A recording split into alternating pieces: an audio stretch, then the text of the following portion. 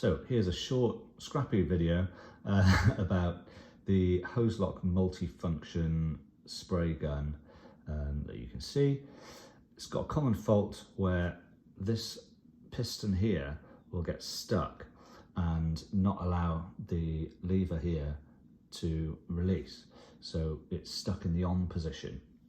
Now, to fix this, you need this. You need to see how it's all put together so that you can take it apart, because it is not obvious.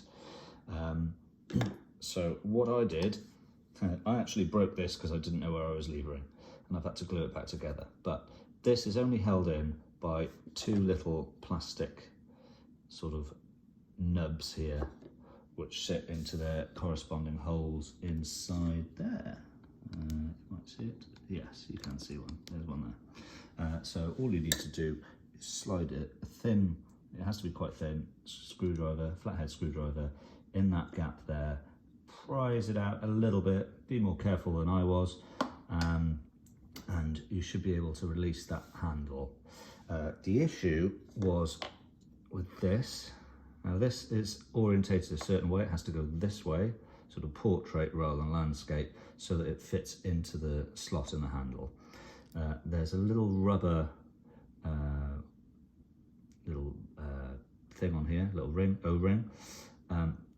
That was getting stuck. So I used a little bit of plumber's grease. It still didn't quite free it up. So I then sanded it down with some 240 grit sandpaper and just sort of made it slightly slimmer.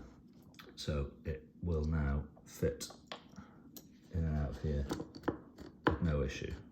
Yeah, the problem is that after a while that will get stuck in there, even though the handle's popping out. That's stuck and it's stopping the flow of water.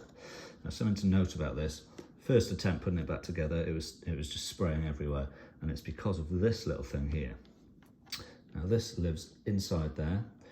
It has orientation again. This slot is what this fits into. Yeah, you see that? When that's portrait away, that fits into that slot.